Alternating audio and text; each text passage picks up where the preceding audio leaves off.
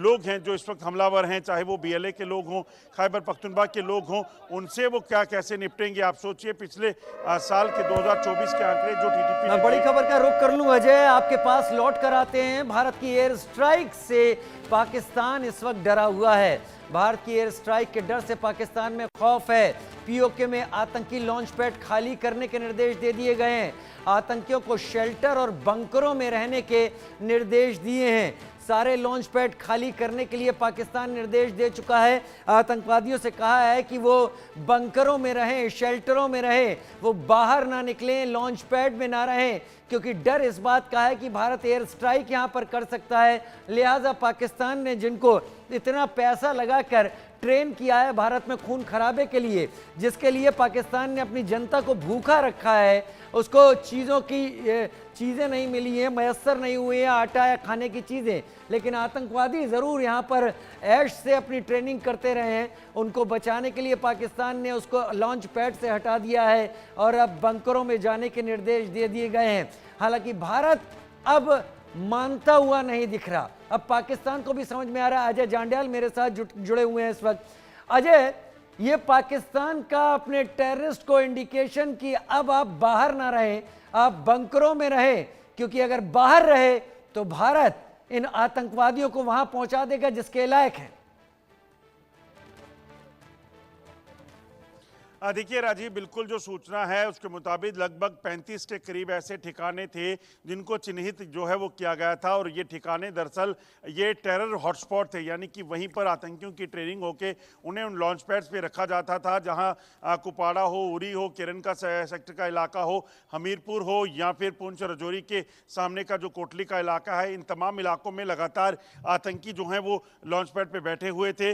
अब जो सूचना मिली है उसके मुताबिक दरअसल बालाकोट एयर स्ट्राइक के बाद, क्योंकि इस बार जो पहलगाम में हमला हुआ उसके बाद प्रधानमंत्री ने खुद कहा कि ना सिर्फ आतंकी बल्कि उनके जो आका हैं उनको भी बख्शा नहीं जाएगा, उनको भी मिट्टी में मिलाया जाएगा। उसके बाद पाकिस्तान ने उन तमाम ठिकानों को खाली करवाया है, लॉन्च पैड्स को, और इन आतंकियों को जहां ट्रेनिंग दी जाती थी इनको बंकर में भेज दिया है। दरअसल डर इनको ये सता रहा है कि पाकिस्तानी जो आतंकी ठिकाने हैं, लॉन्च पैड्स हैं या ट्रेनिंग कैंप हैं, इनको भारतीय सेना जो है वो भारतीय एयरफोर्स जो है वो कहीं ना कहीं निशाना बना सकती है।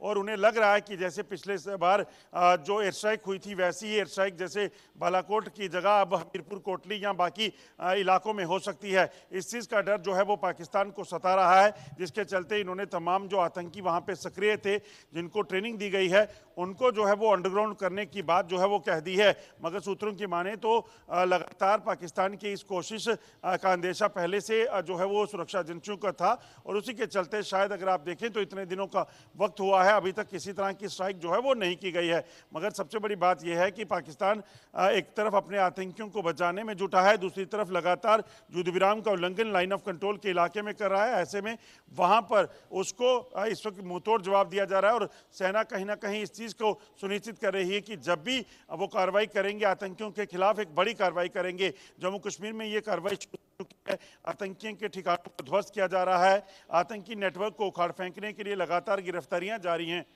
और यह भी जानकारी सामने आई है अजय कि कई जगहों पर जम्मू कश्मीर पुलिस, CRPF ये विशेष चौकियां बनाकर अब चेकिंग शुरू कर चुके हैं। इसके साथ ही केरन और गुरेज में जो पर्यटन स्थल हैं सेक्टर में, उन्हें भी बंद कर दिया गया है।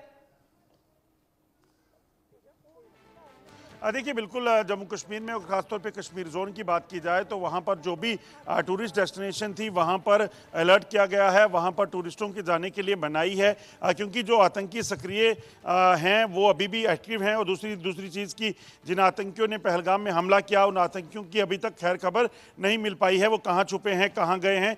ऐसे में इस चीज़ को देखा जा रहा है कि कहीं और कोई हमला जो है वो अंजाम ना आतंकी ये दे दे। इसके चलते कुछ टूरिस्ट डेस्टिनेशन जो है उनको बंद कर दिया गया है एहतियातन, ताकि कोई भी यहाँ पे कोई नुकसान जो है वो आतंकियों जो है वो ना कर पाएं। वहीं दूसरी तरफ जो है जो लाइन ऑफ कंट्रोल के गांव हैं या फिर लाइन ऑफ कंट्रोल पे सेना की तैनाती है, उनको हाई अलर्ट पे रखा गया है, ताकि किसी भी तरीके से जम्मू कश्मीर में मौजूद आतंकियों को सफाया भी किया जा सके। अजय जांड्याल, बहुत